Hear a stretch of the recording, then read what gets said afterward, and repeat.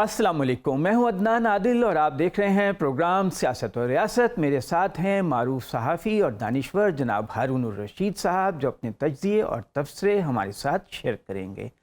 ناظرین، اس حکومت کو آئے ہوئے پورا 1 سال ہو گیا ہے اور اس موقع پہ جو اس وقت مہنگائی کے تازہ اعداد و شمار آئے ہیں، اس ہفتے میں 44.5% مہنگائی ہے۔ اس وقت پاکستان میں جو مہنگائی کی شرح ہے وہ 60 سال میں کبھی اتنی مہنگائی نہیں ہوئی جتنی اس وقت ہے، اور یہ پورے 1 سال میں حکومت کی کارکردگی پر ریفلیکٹ کرتی ہے۔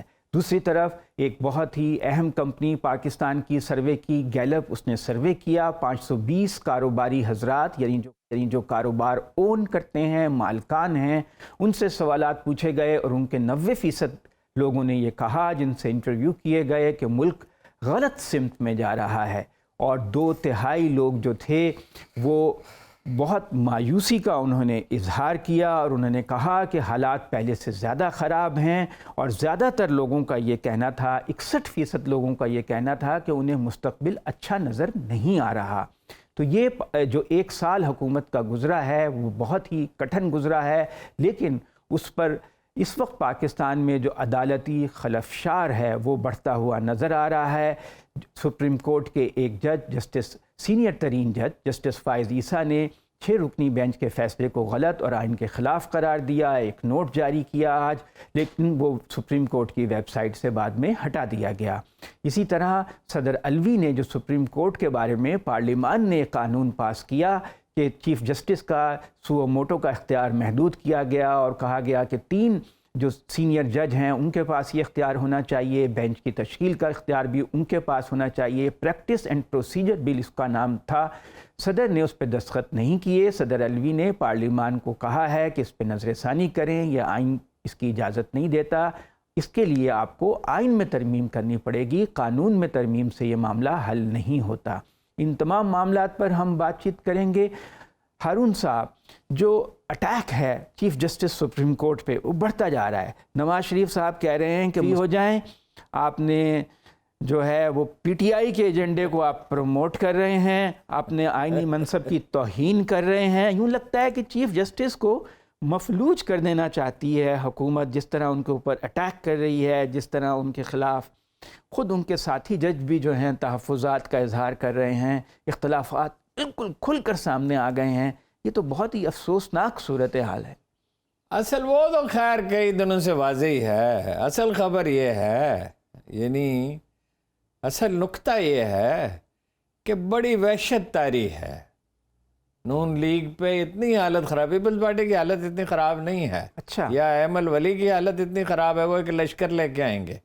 اچھا، وہ کہہ رہے ہیں میں اسلام آباد آ جاؤں گا عید کے بعد اگر چیف جسٹس مستعفی نہ ہوئے۔ 1 سیٹ ہے 272 میں سے ان کی۔ وہ اس نے غالب نے کہا تھا یولا برق خرمن کا ہے خون گرم دہکاں کا، میری تعمیر میں مضمر ہے ایک صورت خرابی کی۔ تو یہ ایک وحشت سوار ہے، وحشت۔ آپ یہ دیکھیں 272 کے ایوان میں 1 سیٹ ہے ان کی۔ سودا عشق اور ہے، وحشت کچھ اور شے۔ مجنوں کا کوئی دوست فسانہ نگار تھا۔ حالت خراب ہو رہی، بہت فرسٹریشن ہے۔ دیکھیے اسٹیبلشمنٹ کو استعمال کرنے کی کوشش کی کہ مکمل طور پہ وہ اعلانیہ ان کے پشت پہ آ کے کھڑی ہو جائے، اور نیشنل سیکورٹی کمیٹی کا اجلاس بلایا، وہ وہاں پہ بڑی بحث و تمہیز ہوتی رہی۔ ظاہر تفصیلات تو سامنے نہیں آئیں، لیکن یہ ذمہ دار لوگ کہہ رہے ہیں، باخبر لوگ، کہ وہ مشترکہ اعلامیہ بنانے کے لیے بڑی بھاگ دوڑ ہوئی اور بارہا اس کو ایڈٹ کیا گیا اور اس کو ترتیب، اس میں کوئی ذکر الیکشن کا نہیں ہے، اس میں ٹیررزم کا ہے۔ صحیح بات کی گئی ہے کہ دہشت گردی کے خلاف یہ ایک آپشن انہوں نے رکھا ہے کہ وہ دہشت گردی جو ہے وہ اس کو میجر ایشو بنا دیا جائے کسی طرح۔ کہ ایشو تو یہ بدلتے رہتے ہیں نا، کہ وہ توشہ خانہ ہے، توشہ خانے میں سے کچھ نہیں نکلا، ان کا زیادہ مال نکلا، بہت بدر جہاز زیادہ نکل آیا، اور بہت سی چیزیں چھپا بھی لیں، اور بہت ہی غلط بہنی کی۔ پھر جناب اپنا اس پہ حملہ ہوا، پھر جناب اس کے لوگوں کو انفلوئنس کرنے کی کوشش کی گئی، پھر اس میں مقدمات کیے گئے، شروع ہاں اچھا، پھر یہ کہا گیا کہ اس نے بہت لوٹ مار کی، بہت لوٹ مار کی، بہت کیا کی؟ کوئی نہیں۔ ان کے لندن میں فلیٹس ہیں؟ کوئی نہیں. عمران خان کے لندن میں فلیٹس تو عمران کس کے فلیٹس ہیں لندن میں؟ عمران خان کا ایک گھر ہے وہاں پہ کچھ زرعی زمین ہے اس کے والد کی چوری ہوئی. کہاں پر؟ ایک فلیٹ اس کے والد کی یہاں نواح لاہور میں اس کے نانا کی ہے اور وہ لیا میں ہے اس کے والد کی چھوڑی کوئی زرعی زمین ہے جسے خان صاحب لندن میں نہیں ہے. خان صاحب لندن میں خاک بھی نہیں ہے. اچھا لندن میں اس کے بچے دبئی میں محل بھی نہیں بنایا کوئی. اچھا وہ کیا اب اور کچھ نہیں ہے تو او بھائی یہی سی چیف جسٹس نے آپ کو اقتدار دیا ہے. ہاں اس کی یعنی قاسم سوری کہہ رہے جی آج خود نوٹس نہیں لے سکتے. او بھائی آج خود نوٹس لے کے ہی تو آپ کو حکومت دی. اگر اس رات عدالتیں نہ کھلتی جسٹس اطہر من اللہ نہ پہنچتے عدالت میں اور چیف جسٹس نہ پہنچتے اور ان کے ساتھی نہ پہنچتے تو ان کو حکومت ان سے پوچھا تھا نا نواز شہباز شریف صاحب سے آپ کی تو اکثریت ہی نہیں ہے آپ کیا کریں گے. ان کا مجھے موقع دے میں 6 مہینے میں ملک کے حالات ٹھیک کر دوں گا. اب یہ 6 مہینے پتہ نہیں شہباز سال ہو گیا 44.5% مہنگائی کی شرح ہے. سنیں تو صحیح 6 مہینے پتہ نہیں کہاں سے بیٹھے ہوئے ہیں. کہتے 6 مہینے میں بجلی کا مسئلہ حل کر دوں گا. نواز شریف کو تردید کرنی پڑی تو یہ تو گلے پڑ جائے گی مصیبت. ان کا ایسے جذبات میں انہوں نے کہہ دیا یہ کر دوں گا گھسیٹوں گا. تو ہارون صاحب یہ جو بل صدر نے واپس کیا ہے اور سپریم کورٹ میں جو تقسیم ہوئی ہے اس پہ ہم ایک بڑے وکیل ہیں راجہ عامر عباس ان کی رائے بات کر لیں. میں بھی کروں گا وہ خیر راجہ صاحب اگر آپ مجھے سن رہے ہیں تو بتائیے کہ جو صدر نے یہ بل واپس کر دیا ہے اس پہ آئینی قانونی پوزیشن کیا ہے؟ کیا آرگیومنٹ میں کوئی وزن ہے صدر کے اور اب حکومت کیا کرے گی اگر یہ پاس کر لیا دوبارہ پھر تو صدر کے دستخط کی ضرورت بھی نہیں رہے گی. جی عامر صاحب. جی بالکل صدر صاحب نے اس کو واپس بھیجا ہے کیونکہ جو ہمارے آئین پاکستان کی لیجسلیٹو لسٹ ہے اس میں آرٹیکل 55 ہے جو کہ اس چیز کی کو پروہبٹ کرتا ہے کہ جی کسی قسم کی بھی جو قانون سازی ہے وہ سپریم کورٹ کے رائٹس کو کرٹیل کرنے کے لیے یا انڈیپینڈنس آف جوڈیشری کے خلاف نہیں ہو سکتی. اور صدر مملکت نے اگر اسے واپس بھجوایا ہے تو یہ ان کا ایک آئینی اور قانونی حق ہے. اور اگر دوبارہ یہ آتا ہے پارلیمنٹ سے پاس ہو کے مشترکہ سے تو پھر بھی صدر مملکت کے پاس یہ رائٹ ہے کہ وہ اس کو انڈر آرٹیکل 186 سپریم کورٹ میں بھجوا سکتے ہیں کہ جی میں نے چونکہ ایک دفعہ تو یہ واپس بھجوا دیا ان آبزرویشنز کے ساتھ کہ جی یہ اس میں ہیں خلاز ہیں لیکن فلاز ہیں لیکن یہ دوبارہ آیا ہے تو آپ کی رہنمائی چاہیے کیونکہ ریفرنس وہ بھجوا سکتے ہیں پریزیڈنٹ آف پاکستان کو. آلدو اس پہ کہا جائے گا کہ جی کیا وزیر اعظم کی جو ان سی ہے کہے بغیر یا کیبنٹ کے بغیر صدر مملکت از خود بھجوا سکتے ہیں تو میرے حد تک تو وہ بھجوا سکتے ہیں. اور پھر سپریم کورٹ دیکھے گی کہ واقعی کیا یہ جو قانون سازی ہو رہی ہے یہ درست ہے یا نہیں. اور اگر وہ نہیں بھیجتے تو obviously after 10 days یہ آٹومیٹیکلی لا بن جائے گا اور پھر اس کے بعد اگر اس کے کوئی چیلنج کرنا چاہتا ہے تو پھر وہ سپریم کورٹ آف پاکستان میں اس کو چیلنج کیا جائے گا. راجہ صاحب ایسی بھی اطلاعات آ رہی ہیں کہ سپریم جوڈیشل کونسل کی کارروائی جو ہے یہ کوئی مصدقہ نہیں ہے لیکن یہ قیاس آرائیاں بہت زوروں پر ہیں کہ سپریم جوڈیشل کونسل کی کارروائی کو پارلیمان میں پیش کرنا لازمی ہوگا. کوئی ایسا بل بھی بنا رہے ہیں, ایسا بل بھی لانے کی کوشش کی جا رہی ہے کہ جو توہین عدالت ہے اس کے اوپر سپریم کورٹ جو ہے وزیر اعظم کو فارغ نہیں کر سکے گی. کیا یہ ممکن ہے کہ قانون میں ترمیم کر کے ایسا قانون بنا دیا جائے اور وہ نافذ ہو جائے؟ دیکھیے یہ چیز اس لیے ممکن نہیں کہ جو سپریم کورٹ سے توہین عدالت ہوتی ہے اس میں جو فارغ کیا جاتا ہے آئین کی آرٹیکل 63G کے تحت فارغ کیا جاتا ہے کہ جس میں جب تک کہ یہ اس میں آئین میں امینڈمنٹ نہ کرنے چاہے اس میں آرٹیکل 62(1)(f) ہے یا 63 ہے تو یہ ممکن نہیں. اور چونکہ موجودہ پارلیمان کے پاس 2/3 اکثریت کیا وہ ہے ہی نہیں, یہ ایک نامکمل پارلیمان ہے تو ایسی صورت میں یہ قطعاً مکمل نہیں. اور قانون سازی اگر یہ کریں گے اس سے پہلے بھی قانون سازیاں ہوئی تو سپریم کورٹ نے آپ کو یاد ہوگا کہ میاں نواز شریف صاحب کو جب نااہل کیا گیا تھا تو ایک رات میں قانون سازی ہوئی تھی کہ جناب چلیں وہ جو نااہل شخص ہے وہ سیاسی جماعت کی پولیٹیکل پارٹیز ایکٹ کے سیکشن 203 میں ہوئی تھی کہ وہ سیاسی جماعت کی صدارت کر سکتے ہیں،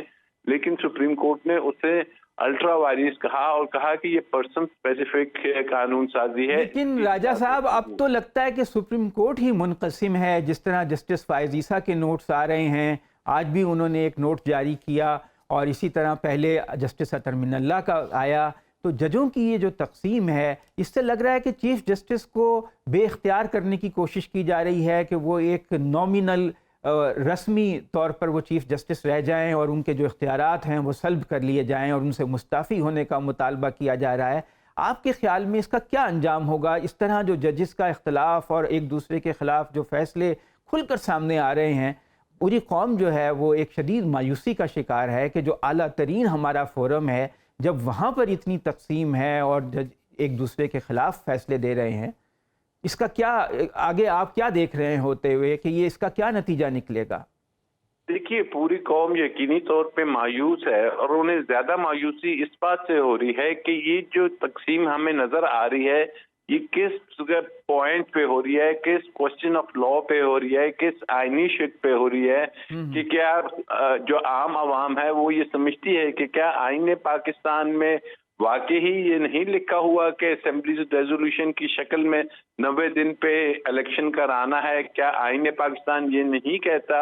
اور اس لیے مایوسی ہوتی ہے کہ جب وہ یہ نوٹس دیکھتی ہے تو نوٹس میں اس بارے میں کہیں نہیں لکھا ہوتا کہ جی واقعی یہ ایک آئینی ریکوائرمنٹ ہے اور سپریم کورٹ چاہے وہ چیف جسٹس ہو یا کوئی اور بردر جج ہو، وہ کسٹوڈین آف کانسٹیٹیوشن ہے اور انہوں نے جو اوتھ لیا ہوتا ہے اس آئین کی پاسداری کا، اور ان کی یہ ڈیوٹی ہے کہ وہ جو آئینی جو ان سی پروویژنز ہیں اس کو کا دفاع کریں اور اس کو امپلیمنٹ کریں۔ But this is again very unfortunate کہ وہ چیزوں سے ہٹ کے بینچ کی کانسٹیٹیوشن اور چیف جسٹس کے سو موٹو کے اختیارات پہ نوٹس آ رہے ہیں، وچ شوز کہ جو عدلیہ ہے وہ بھی ایک طریقے سے اس وقت بڑی ایک ڈویژن کا شکار ہے، اور یہ جو اس میں دراڑ پڑی ہوئی ہے اس چیز کو اگر فل نہ کیا تو ہم پولیٹیکل انسٹیبلٹی سے تو آگے گزر رہے تھے، اکنامک انسٹیبلٹی ہائٹ پہ ہے،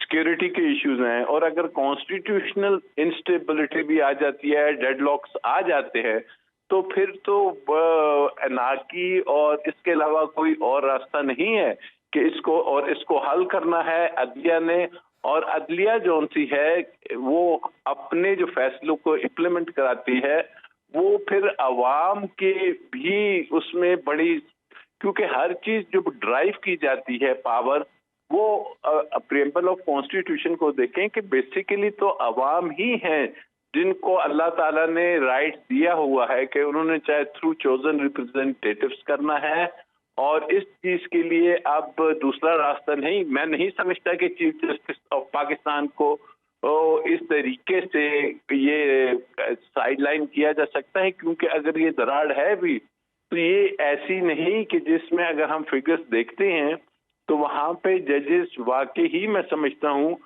کہ جو دراڑ ہونے کے باوجود میجورٹی جو ان سی ہے وہ یقینی طور پہ آئین پاکستان کے دفاع کے لیے کھڑی ہمیں نظر آئی۔ بہت شکریہ آپ کا راجہ عامر عباس صاحب، آپ نے تمام آئینی نکات کی وضاحت کی۔ جی ہارون صاحب، وہ تو کہہ رہے ہیں کہ پھر اگر میجورٹی تو ابھی بھی آئین کے ساتھ کھڑے ہیں، لیکن یہ کہ یہ سوورن تو عوام ہیں، بالآخر عوام نے فیصلہ کرنا ہے۔ جی بنیادی بات یہ ہے، اگر آپ مایوسی کا راستہ اختیار کر لیتے جو ہماری نفسیات میں ہے کہ پتہ نہیں ہمارے ساتھ کیا ہوگا، پتہ نہیں اپنا سر اس سے زیادہ کیا ہوگا، کریں گے، فلاں کیا کرے گا، فلاں کیا کرے گا۔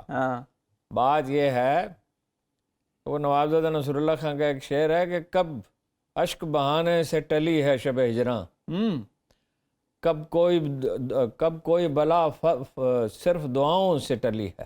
اچھا، تو گزارش یہ ہے، شاید ممکن ہے کہ لفظ غلط ہو گیا، بات یہ ہے کہ یہی تو اقبال ساری عمر روتا مر گیا، یہ عجیب قوم ہے، سموچہ نکل گئی قائد اعظم کے افکار کو اور اقبال کے افکار کو۔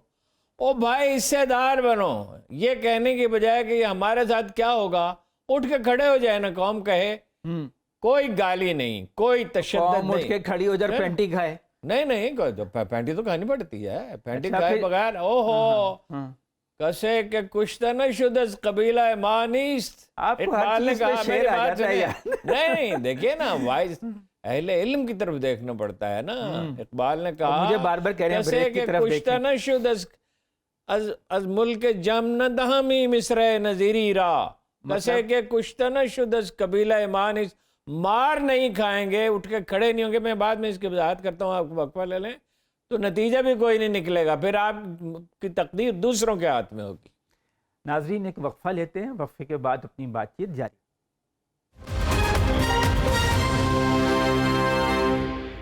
ناظرین اس وقت ہمارے ساتھ موجود ہیں معروف دانشور اور سیاستدان نون لیگ کے سینیٹر جناب مشاہد حسین صاحب. اگلے روز انہوں نے سینٹ میں بہت دبنگ قسم کی تقریر کی اور ایک سٹیٹسمین کی طرح تمام سیاسی پارٹیوں کو مشورہ دیا کہ وہ ڈائلاگ کریں، آپس میں نہ لڑیں، قومی اتحاد کی ضرورت ہے اور جو وہ لڑائی ریاستی اداروں سے لڑ رہے ہیں یہ جیتی نہیں جا سکتی. ہم ان سے بات کرتے ہیں اور ان سے پوچھتے ہیں کہ نون لیگ کا جو موقف ہے اس سے تو بظاہر یہ بات مختلف ہے، لیکن آپ ذرا اس کی وضاحت کریں کہ آپ نے اس کی کیا ضرورت محسوس کی اور آپ کے اس کی کیا آپ کے نزدیک کیا اہمیت ہے یہ جو آپ نے یہ بہت ہی ایک کھلا موقف اختیار کیا سینٹ میں. مشاہد صاحب آپ مجھے السلام علیکم جی عدنان صاحب، اور السلام علیکم. وعلیکم السلام جی مشاہد صاحب. اور ہارون رشید صاحب کو بھی السلام علیکم. جی، آپ کے وعلیکم ویوز السلام. کو السلام علیکم. آپ نے میری بات سنی ہوگی. آپ نے ایک بڑی دبنگ تقریر کی سینٹ میں اور اظہار خیال کیا کہ یہ ریاستی اداروں سے لڑائیاں نہ لڑیں، کوئی فوج سے لڑ رہا ہے، کوئی سپریم کورٹ سے لڑ رہا ہے اور یہ آپس میں ڈائلاگ کریں. تو یہ ذرا اس کی وضاحت کریں کہ آپ کے ذہن میں کیا بات ہے، ہمارے ناظرین کو بھی بتائیں اپنا. جی میں سمجھتا ہوں اس کا پس منظر آپ کے سامنے ہے. جو میری ہوش میں اتنا خطرناک قسم کا بحران پاکستان میں کبھی نہیں آیا کہ اقتصادی بحران بھی ہے، سیاسی کشمکش بھی ہے، دہشت گردی بھی سر اٹھا رہی ہے اور سارے چیلنجز اکٹھے مل گئے ہیں. لیکن ایک طرف سیاسی طور پر محاذ آرائی بھی عروج پر ہے کہ ایک دوسرے کی بات بھی سننے کو تیار نہیں، بات کرنے کو تیار بھی نہیں اور نہ شکل دیکھنے کو تیار ہیں. اور اس قسم کی صورتحال جو اس وقت ہے، اس میں میرے خیال میں جو لوگ پارلیمنٹ میں ہیں یا جو پاکستانی ہیں، کنسرنڈ پاکستانی، سب کو تشویش ہے. میں کافی ٹریول بھی کرتا ہوں، لوگوں سے ملتا بھی ہوں. آج بھی میں گیا ہوا تھا بازار لوگوں کو ملنے، گپ شپ مارنے. لوگ بڑے ورڈ ہیں کہ کیا آپ لوگ کر رہے ہیں، کیوں نہیں مسئلہ حل ہو رہا.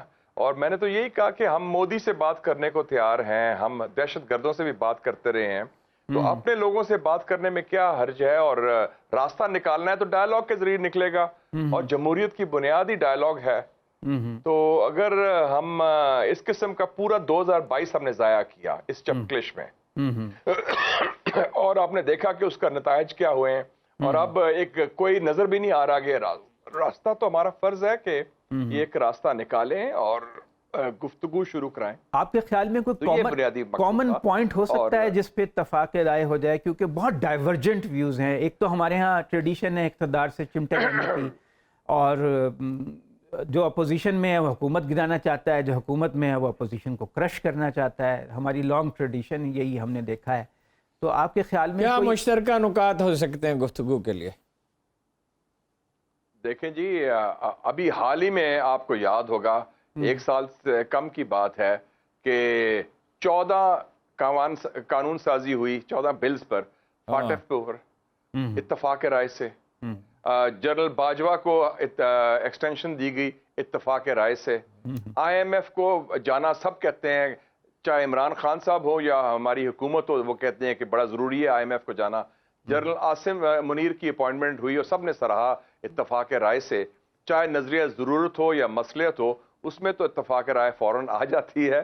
تو اس ایشو جس میں پاکستان کا مستقبل جس کا منسلک ہے اور جس میں عوام کا جو خاص طور پہ اعتماد اس سسٹم پر ہے، اس پر تو ہونا چاہیے. رولز آف دا گیم کی بات ہو رہی ہے اور گفتگو کی بات ہو رہی ہے، اور میرے خیال میں کوئی ایسی قباحت نہیں کہ وہ بات نہیں ہو سکتی. آپ کو یاد ہوگا کہ 1977 میں یہ حالات ہوئے تھے جب نہیں بات کر رہے تھے، تو सऊदी सफीर थे रियाज अल खतीब, उन्होंने बातचीत शुरू कराई थी।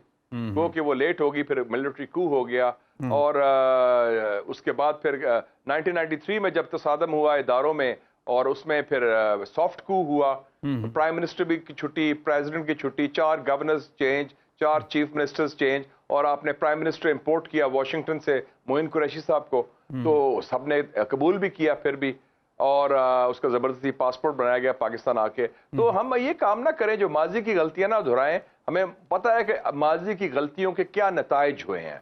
क्या 21वीं सदी में वही गलतियां करेंगे जो हमने 20 साल पहले, 30 साल पहले, 40 साल पहले की थी, कि एक किस्म की कबायली जंग होगी, शुरू हो गई है कुर्सी की खातर के, जिसका ना खत्म होने का है ही नहीं कोई, तो उसका रिजल्ट क्या होगा फिर? मैंने तो कहा है उसमें सेनेट की स्पीच में भी कि फिर कोई आप एक्स्ट्रा कॉन्स्टिट्यूशनल इंटरवेंशन होगी, और then the party will be over.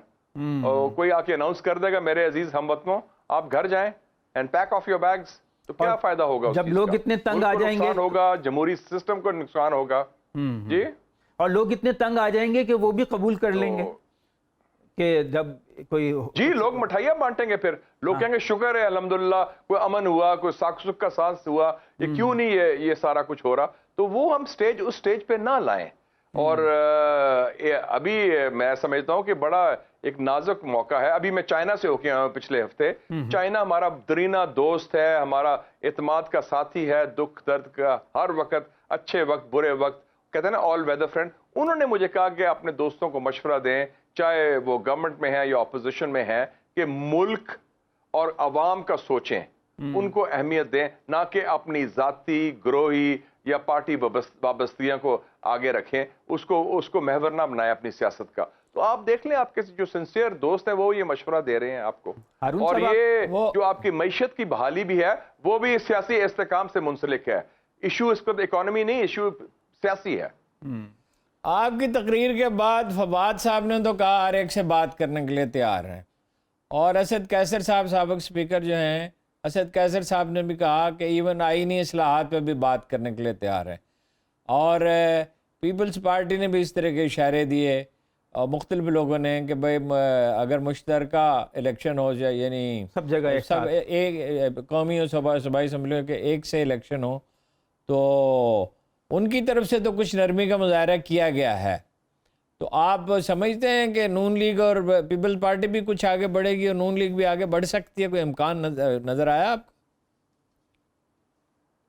मेरे ख्याल में सिर्फ एक पार्टी का मसला नहीं, क्योंकि इधर एक गवर्नमेंट है जो 10-12 पार्टीज हैं और इकट्ठी हैं एक कोalition में, तो मुशावरत करनी पड़ेगी। लेकिन मेरे ख्याल में सबको वाज़ेह होना चाहिए कि और कुछ नहीं तो हर एक का अपना जो सेल्फ इंटरेस्ट भी ये डिमांड करता है कि अगर मुज़ाकरात की तरफ हम नहीं जाएंगे और डेड एंड हो जाएगा, तो एक वाज़ेह हो जाए कि कोई सियासी कुव्वत इतनी मजबूत नहीं कि दूसरी सियासी कुव्वत को कुचल दे या उसका खात्मा कर दे। ये पॉसिबल नहीं है। अच्छा, और तो अगर ये मुमकिन ही नहीं है, पुरमन बकाए बहामी नहीं होगी, तो फिर लड़ाई बढ़ेगी, और लड़ाई बढ़ने से फिर किसी को तो फिर खिलाफ पूर्व करनी होगी ना जी। फवाद चौधरी ने तो ये कहा कि शाह साहब माफ़ी चाहता हूँ कि भाई इस्टेब्लिशमेंट और हुकूमत और हमारी पार्टी के दरमियान बातचीत होनी चाहिए। जाहिर है बातचीत को पब्लिक प्लेटफार्म पे तो नहीं हो सकती, खामोशी से ही हो सकती है। तो आप समझते हैं कि ये मुमकिन है कि इस्टेब्लिशमेंट का भी इसमें कोई रोल हो बातचीत में, खामोशी से कोई तीसरा? देखिए जी, पहले जो सियासतदान है हारून साहब, हम कहते हैं हम सियासी कायदीन हैं, हम लीडर्स हैं। Leaders should lead. वो जब कायदे आजम और गांधी के मुज़ाकरात हुए थे, उन्होंने ये नहीं कहा था कि माउंट बैटन मुज़ाकरात कराए या ब्रिटिश एस्टेब्लिशमेंट का मुज़ाकरा। उन्होंने कहा हम खुद बात करेंगे, हमारा ये मौकफ है, आपका ये मौकफ है। अक्रॉस द टेबल बात हुई थी, और उन्होंने पाकिस्तान जीता था through मुज़ाकरात, through dialogue and with the support of the people. तो हम एस्टेब्लिशमेंट को छोड़ें जी, वो उनको अपना काम करने दें। हम अपने जो पॉलिटिकल लीडरशिप है उनकी क्या जिम्मेदारी है, चाहे गवर्नमेंट में है या ऑपोजिशन में है। मैंने तो ये भी कहा है कि लड़ाई बंद करें। अगर वो कोई उनसे लड़ रहा है, कोई उनसे लड़ रहा है, और इदारों से लड़ाई जो है वो कभी कोई नहीं जीत सकता, चाहे जुडिशरी हो या फौज हो या मीडिया हो। याद रखें, ये अनविनेबल जंग है। कोई भी हुकूमत या सियासी जमात कोशिश करेगी, وہ کوئی نہیں کامیاب ہوگا اس میں. جو آپ کی سوچ ہے، نون لیگ میں اور بھی آپ کے ہم خیال لوگ ہیں جو ایسی سوچ رکھتے ہیں؟ میرے خیال میں یہ سوچ تو ہر باشعور محب وطن پاکستانی کی سوچ ہے. پارٹی کا ایشو ہی نہیں ہے، یہ پاکستان کی سوچ ہے، یہ پاکستان کے مستقبل کی بات ہے. دیکھیں جی عدنان صاحب، اللہ تعالیٰ کا فضل ہے، قائد اعظم نے سلور پلیٹ میں مسلمان جو پسے ہوئے تھے ان کو ایک آزاد ریاست بنا کے دے دی. بالکل. اب اس کو ہم اس طرح بگاڑ رہے ہیں، اس کا یہ حلیہ کر رہے ہیں.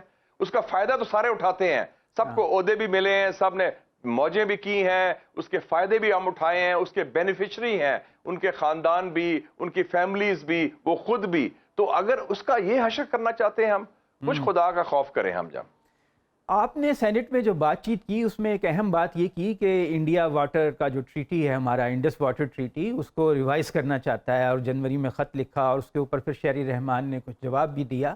اور آپ کہتے ہیں کہ انڈیا نے یہ اس لیے کیا کہ وہ سمجھتے ہیں کہ پاکستان کمزور ہے اس وقت اور اسٹریٹجک کلیئرٹی نہیں ہے. تو یہ جو اسٹریٹجک کلیئرٹی انڈیا کے بارے میں آپ کہتے ہیں، اس کا کیا مطلب ہے؟ اس کی تھوڑی وضاحت کریں. دیکھیں جی، دو ایسپیکٹ ہیں. ایک تو ٹائمنگ کیا ہے انڈین خط کا. انہوں نے جنوری 2023 میں لکھا، اور جنوری 2023 میں اس لیے لکھا کہ انہوں نے دیکھ لیا کہ 2022 میں پاکستان کے اندر جو سیاسی چپکلش ہے وہ نہ ختم ہونے والی ہے، اس میں آپس میں لڑائی بڑھ رہی ہے. تو ایک کمزوری کو انہوں نے فائدہ اٹھایا، جو کہ ہندوستان ہمارا خیر خواہ تو نہیں ہے. جو اسٹریٹجک کلیئرٹی سے میری مراد ہے کہ میں نے دیکھا ہے کہ پاکستان کے اندر، اور اس میں ماضی کی ملٹری جو لیڈرشپ تھی اس کو بھی اس قصوروار ٹھہراتا ہوں کہ ان کا جو سوچ تھی، انہوں نے صحیح اسیسمنٹ نہیں کی کہ نریندر مودی کی گورنمنٹ کی کیا سوچ ہے، کیا نیت ہے، کیا چاہت ہے. انہوں نے کہا جی وہ ہندوستان سے یہ بھی کر لیں، ہندوستان کو کشمیر بھی فریز کر لیں، اور بلکہ یہ بھی کہا گیا کہ جب ہندوستان نے سیز فائر کی بات کی تو انہوں نے کہا کہ جی اب ہندوستان ہم سے بات کرے گا کشمیر پر بھی. وہ تو ورلڈ کپ ہارے تھے پاکستان کو تاکہ فائدہ نہ پہنچ سکے، اس حد تک وہ آپ کی دشمنی کر رہے ہیں. تو اس حوالے سے کشمیر پر جب قبضہ کیا ہندوستان نے، اس وقت بھی ہمیں توقع تھی، امید تھی. آپ کو یاد ہے ٹویٹ بھی کیا گیا، اور ویسے بھی کہا گیا کہ ہندوستان سے ہم یہ بڑی باتیں کر سکتے ہیں، بریک تھرو ہوگا. اور ہماری بڑی سافٹ لائن تھی ہماری ملٹری لیڈرشپ کی، جو اس وقت موجودہ کی بات نہیں کر رہا، ماضی کی بات کر رہا ہوں. تو میرے خیال میں اسٹریٹجک کلیئرٹی کا مطلب ہے. اور پھر ہم نے یہ بھی کہا کہ ہم ہندوستان کے ساتھ تعلقات بہتر کر کے امریکہ کی خوشنودی حاصل کر لیں گے. کہ ہم کس دنیا میں رہ رہے ہیں، اس پر ایک نیا آرڈر ایمرج کر رہا ہے اس خطے میں. اس میں ایشیا کا ابھرتا ہے، جیسے علامہ اقبال نے کہا تھا، دیکھ مشرق سے ابھرتے ہوئے سورج کو دیکھ، گرا خواب چینی سنبھلنے لگے، ہمالیہ کے چشمے ابلنے لگے. رائز آف ایشیا ہے، بیلنس آف پاور مغرب سے مشرق منتقل ہو رہا ہے. اور امریکہ نے 2 اسٹریٹجک فیصلے کیے ہیں جو ان کی نیشنل سیکیورٹی اسٹریٹجی جو 12 اکتوبر 2022 کو انہوں نے ایشو کی تھی. ایک یہ کہ ہمارا بہترین دوست اور بہترین اسٹریٹجک پارٹنر اس خطے میں ہندوستان ہے، پاکستان کا کوئی ذکر نہیں اس اسٹریٹجی میں. اور دوسرا ہمارا بدترین دشمن چین ہے. اب واضح ہو جائے کہ آپ کے انٹرسٹ کیا ہیں. اور اب چائنا نے ایران سعودی عربیہ کی صلح کرا دی ہے، چائنا اور روس کی بڑی قربت ہوگی ہے، ہمارے مفادات اس خطے میں ہیں. تو اس لیے جو ہندوستان کے ساتھ ہماری اسٹریٹجک کلیئرٹی نہیں تھی، ہمارا کمزور موقف رہا ہے کشمیر کے بارے میں بھی. ہم نے وہ جس طرح ان کا جواب دینا تھا ان کے قبضے کا، اور شکر ہے پلوامہ میں ہم نے ٹھیک جواب دیا. اور جب ہم نے ٹکا کے جواب دیا، ان کے 2 جہاز گرائے، جب ہندوستان کی جارحیت ہوئی تو مودی پیچھے ہٹا پھر.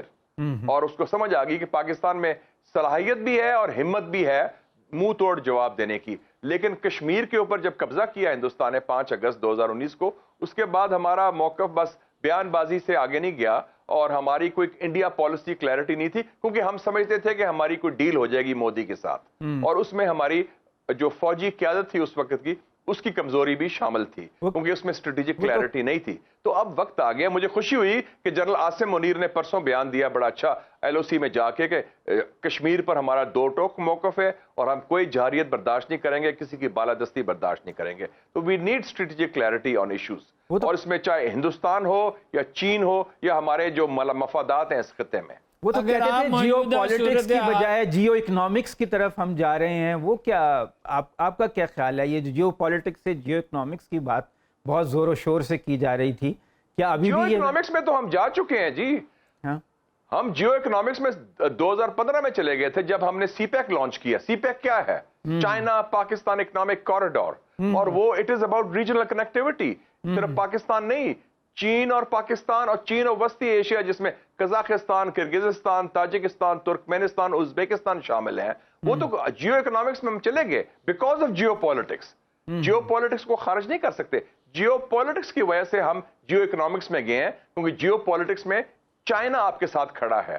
اور اب میں سمجھتا ہوں سی پیک کو بڑھانا ہے تو ایران کو شامل کریں, افغانستان کو شامل کریں, اور سارے وسطی ایشیا کے ممالک گوادر بندرگاہ کے ذریعے اپنی تجارت کرنا چاہتے ہیں, اور افغان ٹرانزٹ ٹریڈ ویسے بھی ہو رہی ہے. تو جیو اکنامکس تو جیو پالیٹکس گو ٹوگیدر. یہ آئدر اور والا اپروچ نہیں ہے, اور جیو پالیٹکس ابھی حاوی ہے اس دنیا میں. ابھی تو لگتا ہے کہ ہم نتیجے میں جو ہمارے ہاں جیو پالیٹکس ہوئی ہے. جی ہارون صاحب کچھ پوچھنا چاہیں؟ جی اگر یہی ہم مخمسے کا شکار ہیں نا, آپ کی گفتگو سے یہ ظاہر ہوا, ویسے بھی آشکار ہے ہم ڈائلما کا شکار ہیں. اگر یہی صورتحال برقرار رہتی ہے تو کیا امریکہ کو اپنا کھیل کھیلنے میں آسانی نہیں ہوگی اس علاقے میں؟ لیکن شکر ہے کہ ہم نے کچھ چیزوں پر موقف صحیح اختیار کیا. مثلا یوکرین کی جنگ پر جو موقف پی ٹی آئی حکومت کا تھا وہی موقف موجودہ حکومت کا ہے. انہوں نے کوئی روس کو مذمت نہیں کی, انہوں نے یو این پر جتنے قرارداد آئی ہیں اس کو ایبسٹین کیا, اور یہاں کے ان کے ساتھ امریکہ کا ساتھ نہیں دیا. تو میرا خیال بڑا واضح ہے. اور اب چائنا پر بھی جو ووٹنگ ہوئی تھی پچھلے دنوں میں, انہوں نے اس پر بھی ہم نے چائنا کا پورا ساتھ دیا. تو کچھ یہ میرا خیال میں, اور جمہوریت جو ڈیموکریسی نام نہاد جمہوریت کا جو کانفرنس بلائی تھی بائیڈن نے ابھی حال ہی میں پچھلے مہینے, جیسے ماضی کی حکومت نے بھی اس کو بائیکاٹ کیا تھا تو موجودہ حکومت نے بھی اس میں شمولیت نہیں اختیار کی. تو میں سمجھتا ہوں کہ کچھ احساس واضح ہوا ہے کہ ہمارے کہاں ہمارا قبلہ ہونا چاہیے, قبلہ درست ہونا چاہیے, اور وہ خطے کے حوالے سے, چین کے حوالے سے, اور یہ جو خاص طور پہ تاریخی تبدیلی آئی ہے, ایران سعودی عربیہ کی صلح آئی ہے, تو اس سے پاکستان کو ایک نیا نادر موقع ملا ہے. ایران سعودی عربیہ کی پراکسی جنگ سے نقصان ہو رہا تھا مسلم دنیا کے, تو اب وہ ختم ہو گئی. بلوچستان میں میرے خیال میں استحکام آنے کے چانسز بڑھ گئے ہیں, اور بلوچستان ہی محور ہے سی پیک کا, کیونکہ گوادر بندرگاہ ادھر ہے. تو ہم تعاون کریں ایران کے ساتھ چاہ بہار اور گوادر میں. اور جو وزیر اعظم ہے سعودی عربیہ کے محمد بن سلمان, انہوں نے اعلان کیا تھا جب پاکستان تشریف لائے تھے 2019 میں کہ وہ $8 ارب کی آئل ریفائنری گوادر کے بندرگاہ کے ساتھ بنائیں گے, اور اس کے لیے انہوں نے کچھ زمین مانگی تھی جو ابھی تک ہمارے لال فیتے نے وہ اس کو ٹھیک نہیں کیا. لیکن میرا مطلب ہے کہ یہ جو سچویشن تبدیل ہو رہی ہے اس خطے میں, پاکستان, چین, ایران, سعودی عربیہ, وسطی ایشیا, ایک نیا آرڈر ایمرج کر رہا ہے, وہ ریجنل آرڈر ہے. اس سے افغانستان کی پالیسی میں بھی ہمیں ایک مشترکہ موقف ہونا چاہیے ان ممالک کا, تاکہ افغانستان میں بھی امن استحکام آئے اور افغانستان کی سرزمین کسی کے خلاف استعمال نہ ہو دہشت گردی کے حوالے سے. بہت شکریہ ہمارے لیے ایک اپرچونٹی ایمرج کر رہی ہے. جی بہت شکریہ آپ کے وقت کا, آپ کے قیمتی وقت کا, آپ نے ہمیں ہمت رکھیں اور حوصلہ رکھیں اور اپنا قبلہ درست. بہت شکریہ مشاہد صاحب آپ کا. جی ہارون صاحب, مشاہد صاحب تو بہت کلیئرٹی کے ساتھ بات کرتے ہیں, کوئی ابہام سوال نہیں رہ ہے. گیا اب اصل میں وقت ظاہر محدود ہی ہوتا ہے. جی کہ وہی جو میں پوچھنا چاہتا تھا شاہ صاحب سے, ذرا اس کی تصدیق چاہتا تھا. مجھے تو اپنے طور پہ یقین ہے کہ سعود جیسے کل عرض کیا, سعودی عرب, روس, برازیل, پاکستان بہت سے ملکوں کے ساتھ جو مقامی کرنسی میں لین دین کے معاہدے کیے ہیں, تو اس کی ڈالر کی جب عالمی بالادستی کم ہوتی جائے گی تو صورتحال بدلتی جائے گی. وہ ایران پہ انہوں نے وہی بات کہی کلیئرٹی کے ساتھ. بات یہ ہے جو ہم اس سے پہلے گفتگو کر رہے تھے, قوم اٹھ کے کھڑی ہوگی ضرور. دیکھیے گالی نہیں بکنی چاہیے, تشدد بالکل نہیں ہونا چاہیے, الزام تراشی قطعی نہیں ہونی چاہیے, جس میں بعض لوگ پڑ گئے ہیں. اب ہیجان میں شدت آتی جا رہی ہے تو لوگ الزام تراشی نہیں. آپ کے پاس بہت دلائل ہیں اور بڑی اپرچونٹیز ہیں بات کرنے کے. لوگ شہروں میں پرامن مظاہرے کریں, بالکل عدم تشدد کے ساتھ اپنا موقف بیان کریں, اور چاہے شدت کے ساتھ بیان کریں, نازیبا نہ ہو. اگر لوگ یہ سمجھ لیں کہ عدم تشدد کے ساتھ جو تحریک چلائی, جو قائد اعظم نے چلائی, جو گاندھی نے چلائی, جو نہرو نے چلائی, اگر عدم تشدد کا راستہ اختیار کرتے ہیں تو عوامی فتح کو کوئی راستہ روک نہیں سکتا. عدالت کو نہیں منہدم کیا جا سکتا, میڈیا کو نہیں منہدم کیا جا سکتا, اداروں کو یہیں رہنا ہے, باقی اداروں کو بھی یہیں رہنا ہے. تو ایک ہی راستہ ہے, اپوزیشن حکومت کو برداشت کرے, جہاں برداشت کرنے کی ضرورت. یہ جو قانون سازی ہو رہی ہے کہ سپریم کورٹ کے اختیارات محدود کر دیں گے, اور اگر ارادہ ہے کہ جی وہ اس کو وزیر اعظم کو بلا ہی نہیں سکے, تو وہ کون سی سپریم کورٹ ہوگی؟ وہ کون سی سپریم کورٹ ہوگی جس کے چیف جسٹس کے پاس بینچ بنانے کا اختیار بھی نہیں ہوگا؟ امریکہ میں ایک صدارتی الیکشن کا فیصلہ سپریم کورٹ نے کیا, بلکہ دراصل دونوں صدارتی الیکشنوں کا, یعنی الگور کا تو بالکل قطعی طور پہ عدالت ہی نے فیصلہ کیا, اور جیسے ہی فیصلہ آیا ساری قوم ٹھنڈی ہو کے بیٹھ گئی. اس کو کہتے ہیں جمہوریت. ڈونلڈ ٹرمپ نے بڑی کوشش کی فساد کرنے کی, ایک آدمی بھی مارا گیا, چڑھائی کی, ایک ہنگامہ برپا کیا, ایوان پہ چڑھ دوڑے, لیکن لوگوں نے اس بات کو, باوجود اس کے کہ وہ بڑا پاپولر تھا, لوگوں نے اس بات کو قبول, فساد کو قبول نہیں کیا. فساد نہ کریں, گالی نہ دیں, نازیبا گفتگو نہ کریں, دلائل دیں, دلائل. ایک بریک پہ چلتے ہیں ہارون صاحب, بریک کے بعد بات چیت جاری. ناظرین, پروگرام کے شروع میں نے آپ کو بتایا تھا کہ گیلپ نے ایک سروے کیا ہے, 520 کاروباری افراد یعنی جو بزنسز اون کرتے ہیں ان کے انٹرویو کیے جنوری سے مارچ تک, اور اس کا نتیجہ یہ نکلا کہ انہوں نے 90% لوگوں نے کہا کہ ملک جو ہے وہ غلط سمت میں جا رہا ہے, اور 72% لوگوں کا کہنا تھا کہ انہیں خدشہ ہے کہ پاکستان ڈیفالٹ کر جائے گا, اور 44% کا کہنا تھا کہ ان کو روزانہ بجلی کی لوڈ شیڈنگ کا سامنا کرنا پڑتا ہے. 45% نے سب سے زیادہ جو بڑا مسئلہ قرار دیا گیا وہ یہ تھا کہ مہنگائی بہت زیادہ ہے, اور 61% لوگوں نے یہ کہا کہ ہمیں لگ رہا ہے کہ مستقبل بھی اچھا نہیں ہوگا. 2/3 کاروباری افراد کا یہ کہنا تھا کہ حالات پہلے سے زیادہ خراب ہو گئے. تو بہت منفی اعداد و شمار ہیں, اور مہنگائی جو ہے ہفتہ وار اس وقت 44.5% ہے اور سالانہ 35% ہے. ایشیائی ترقیاتی بینک کہہ رہا ہے کہ پاکستان کی جو اس مالی سال میں یعنی جولائی سے جون 2023 تک, جولائی 2022 سے 30 جون 2023 تک جو مالی سال ہے, اس میں ترقی کی شرح صرف 0.6% رہے گی, یعنی 1% سے بھی کم, اور یہ جب پچھلے سال یہ 6% تھی.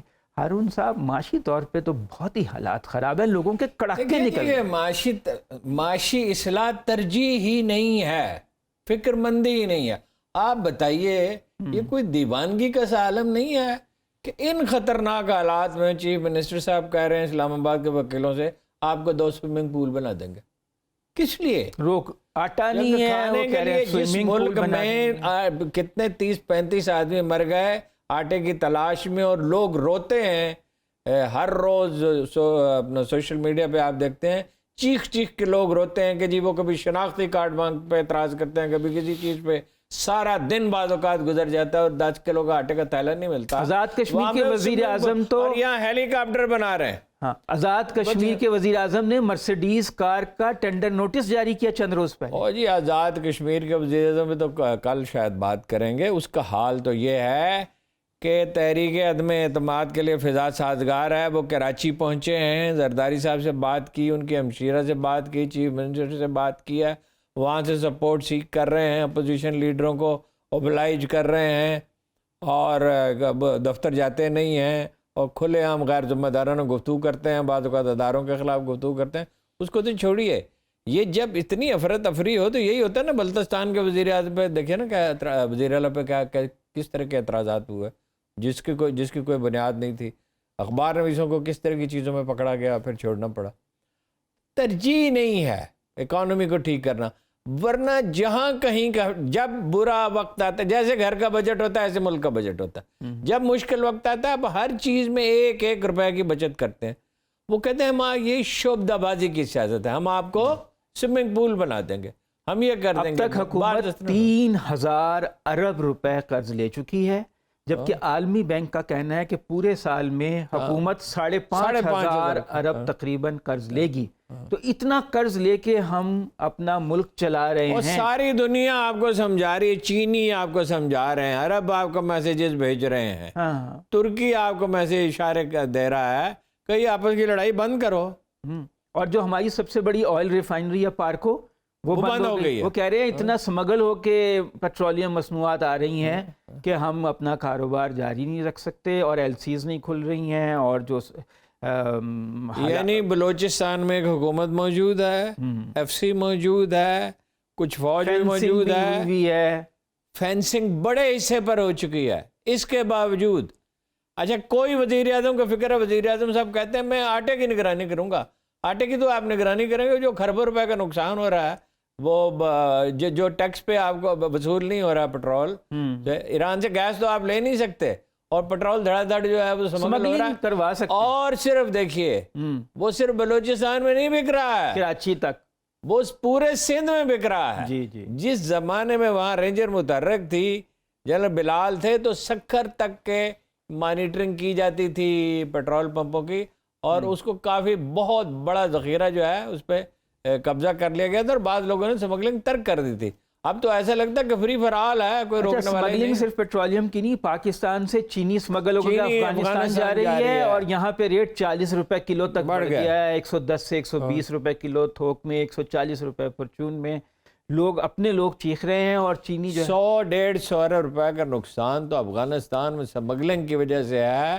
ڈالر کا نقصان اس کے علاوہ ہے، اور فساد اس کے علاوہ ہے جو ٹیررسٹ وہاں سے آ رہے ہیں. اور حالات یہ ہیں کہ ہمارے وزیر خزانہ نے واشنگٹن کا دورہ منسوخ کر دیا، لیکن وہ کہہ رہے ہیں کہ IMF کا پروگرام بحال ہو جائے گا. ایک دوست ملک سے $1 ارب مل جائے. سعودی عرب نے تو $2 ارب کی یقین دہانی کرا دی ہے، چین نے تو پہلے ہی دے دیے ہیں. تو یہ جب تک متشکل نہیں ہوگا نا، اسحاق ڈار صاحب کا معاملہ یہ میرا خیال ہے کہ وہ صحیح کہہ رہے ہیں، لیکن جب تک یہ ہو نہ جائے تو کچھ کہا نہیں جا سکتا. لیکن ہارون صاحب کب تک؟ 1-2 مہینہ پھر دوبارہ مانگیں گے. ہاں پھر بھی اس بے یقینی میں معیشت کبھی پروان نہیں چڑھتی. یہ ایک بنیادی اصول ہے. لوگ تو کچلے گئے، اور کتنا کچلے جائیں گے. ناظرین، معیشت کی جو یہ افسوسناک حال ہے، بہرحال اللہ سے دعا کرتے ہیں کہ ہمارے حالات بہتر ہوں، لوگوں کو کچھ ریلیف ملے اور کوئی خوشخبری ملے. آج کا پروگرام ختم کرتے ہیں. کل 8:03 پہ اپنے شو سیاست اور ریاست کے ساتھ دوبارہ حاضر ہوں گے. خدا حافظ.